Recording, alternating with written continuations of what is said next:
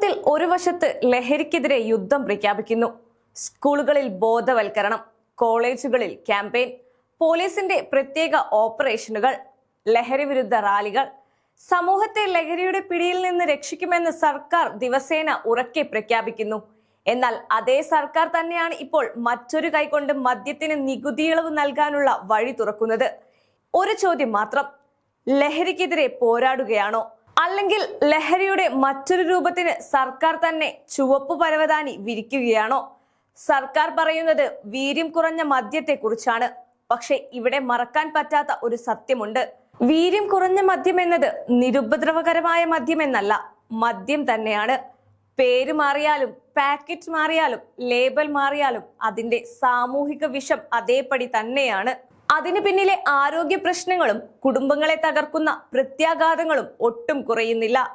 അപ്പോൾ എന്തിനാണ് ഈ നികുതി ഇളവ്? ആരെയാണ് സർക്കാർ പ്രോത്സാഹിപ്പിക്കാൻ ശ്രമിക്കുന്നത്? സാധാരണ ജനങ്ങളെയോ അല്ലെങ്കിൽ മദ്യവ്യാപാര മേഖലയെയോ? കേരളത്തിൽ ആയിരക്കണക്കിന് കുടുംബങ്ങൾ മദ്യാസക്തിയുടെ ദുരിതത്തിൽ കഴിയുന്നവരാണ്. ഒരു കുടുംബത്തിന്റെ വരുമാനം മുഴുവൻ മദ്യക്കടയിലേക്ക് ഒഴുകിപ്പോകുന്നു. കുട്ടികളുടെ വിദ്യാഭ്യാസം തകരുന്നു. വീടുകളിൽ കലഹം പൊട്ടിപ്പുറപ്പെടുന്നു. ഗാർഹിക പീഡനങ്ങൾ വർദ്ധിക്കുന്നു. റോഡ് അപകടങ്ങൾ ഉയരുന്നു. ആരോഗ്യരംഗത്ത് ഭീമമായ സാമ്പത്തിക ഭാരം ചുമത്തപ്പെടുന്നു. ഇതൊന്നും സർക്കാരിന് അറിയാത്ത കാര്യങ്ങളല്ല. അറിയാം, വളരെ വ്യക്തമായി അറിയാം. എന്നിട്ടും മദ്യത്തിന് കൂടുതൽ അനുകൂലമായ നികുതി നയം കൊണ്ടുവരാൻ ശ്രമിക്കുന്നത് എന്തുകൊണ്ടാണ്? ജനാരോഗ്യമാണ് സർക്കാരിന്റെ ലക്ഷ്യമെങ്കിൽ മദ്യോപയോഗം കുറയ്ക്കാനുള്ള നടപടികളായിരിക്കണം ഉണ്ടാകേണ്ടത്, അല്ലാതെ കൂടുതൽ ആളുകൾക്ക് മദ്യം എളുപ്പത്തിൽ ലഭ്യമാക്കാനുള്ള വഴികളല്ല. ഇവിടെ മറ്റൊരു കടുത്ത വൈരുദ്ധ്യവുമുണ്ട്. ലഹരിക്കെതിരെ ശക്തമായ പ്രചാരണം നടത്താൻ കോടികൾ ചെലവഴിക്കുന്നു. അതേസമയം മദ്യത്തിന് നികുതി ഇളവ് നൽകുന്നു. ഒരു വശത്ത് തീയണയ്ക്കാൻ വെള്ളമൊഴിക്കുന്നു, മറ്റൊരു വശത്ത് അതേ തീയിലേക്ക് ഇന്ധനമൊഴിക്കുന്നു. ഇത് എങ്ങനെയുള്ള നയമാണ്? ഇത് ജനങ്ങളെ രക്ഷിക്കാനുള്ള തീരുമാനമാണോ, അതോ മദ്യവിപണിയെ കൂടുതൽ ശക്തിപ്പെടുത്താനുള്ള മറവിയാണോ? സർക്കാർ വിശദീകരിക്കുന്നത് ഉപയോഗ രീതിയിലെ മാറ്റം വരുത്താനാണെന്നാണ്. എന്നാൽ യാഥാർത്ഥ്യം എന്താണ്? മദ്യവില കുറഞ്ഞാൽ ഉപയോഗം കുറയില്ല, മറിച്ച് വർദ്ധിക്കാറാണ് പതിവ്. പ്രത്യേകിച്ച് യുവാക്കളിൽ. പുതുതായി മദ്യപാനത്തിലേക്ക് എത്തുന്നവരിൽ വീര്യം കുറവല്ലേ എന്ന അപകടകരമായ ന്യായീകരണം ഉപയോഗിച്ച് കൂടുതൽ ആളുകൾക്ക് മദ്യപാനം സാധാരണമായി തുടങ്ങാം. അതാണ് ഏറ്റവും വലിയ ഭീഷണി. ഇന്ന് വീര്യം കുറഞ്ഞ മദ്യം, നാളെ മറ്റൊരു ഇളവ്, പിന്നീട് മറ്റൊരു ന്യായീകരണം.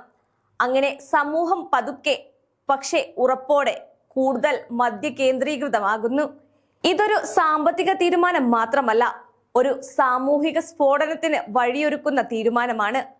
ഇതിന്റെ ആഘാതം വർഷങ്ങളോളം സമൂഹം ചുമക്കേണ്ടി വരും. കേരളം ഇന്ന് നേരിടുന്ന ഏറ്റവും വലിയ വെല്ലുവിളികളിലൊന്നാണ് ലഹരി ഉപയോഗം. മയക്കുമരുന്നും മദ്യവും ചേർന്ന് യുവതലമുറയെ വലിയ തോതിൽ വിഴുങ്ങിക്കൊണ്ടിരിക്കുന്നു. അത്തരമൊരു സാഹചര്യത്തിൽ സർക്കാരിന്റെ സന്ദേശം വളരെ വ്യക്തമായിരിക്കണം. ലഹരിക്ക് പ്രോത്സാഹനമില്ല, മദ്യത്തിന് പ്രത്യേക പരിഗണനയില്ല, പൊതുജനാരോഗ്യത്തിനാണ് മുൻഗണന. അങ്ങനെയായിരിക്കണം ഒരു ഉത്തരവാദിത്തമുള്ള ഭരണകൂടം പ്രവർത്തിക്കേണ്ടത്. എന്നാൽ ഇപ്പോൾ ഉയരുന്ന സംശയം മറ്റൊന്നാണ്.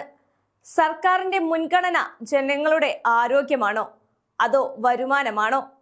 കാരണം മദ്യവരുമാനം കേരള സർക്കാരിന്റെ പ്രധാന വരുമാന സ്രോതസ്സുകളിൽ ഒന്നാണ്. ഇത് എല്ലാവർക്കും അറിയാവുന്ന ഒരു കാര്യമാണ്. പക്ഷേ വരുമാനം വർദ്ധിപ്പിക്കാനായി സമൂഹത്തിന്റെ ആരോഗ്യത്തെ പണയം വെക്കാനാകുമോ? അതാണ് ഈ വിവാദത്തിന്റെ ഹൃദയഭാഗം. ഒരു സമൂഹം മുന്നോട്ട് പോകുന്നത് മദ്യപാനം കൂടുതൽ പ്രോത്സാഹിപ്പിച്ചല്ല, കൂടുതൽ ആരോഗ്യമുള്ള ജീവിത രീതികൾ പ്രോത്സാഹിപ്പിച്ചാണ്. അതിനാൽ വീര്യം കുറഞ്ഞ മദ്യത്തിന് നികുതി ഇളവ് നൽകുന്ന തീരുമാനം സാമ്പത്തിക കണക്കുകൾക്ക് മാത്രം നോക്കി വിലയിരുത്താൻ കഴിയില്ല. അതിന് സാമൂഹികവും ആരോഗ്യപരവുമായ വിലയിരുത്തലും ആവശ്യമാണ്. നികുതി ഇളവ് ഒരു സാമ്പത്തിക തീരുമാനമാകാം, പക്ഷെ അതിന്റെ ആഘാതം നേരിട്ട് ഏറ്റുവാങ്ങേണ്ടി വരുന്നത് സമൂഹത്തിനായിരിക്കും. അതിനാൽ ഈ വിഷയത്തിൽ സർക്കാർ അതീവ ജാഗ്രതയോടെ മുന്നോട്ട് പോകണം. വീര്യം കുറഞ്ഞ മദ്യം എന്ന പേരിൽ മദ്യത്തിന് കൂടുതൽ സ്വീകാര്യത നൽകുന്ന ഒരു നയം കേരളത്തിന്റെ ഭാവിക്ക് ഗുണകരമാകുമോ എന്ന ചോദ്യം ഉയരുമ്പോൾ അതിന് വ്യക്തമായ മറുപടി നൽകേണ്ടത് സർക്കാരാണ്.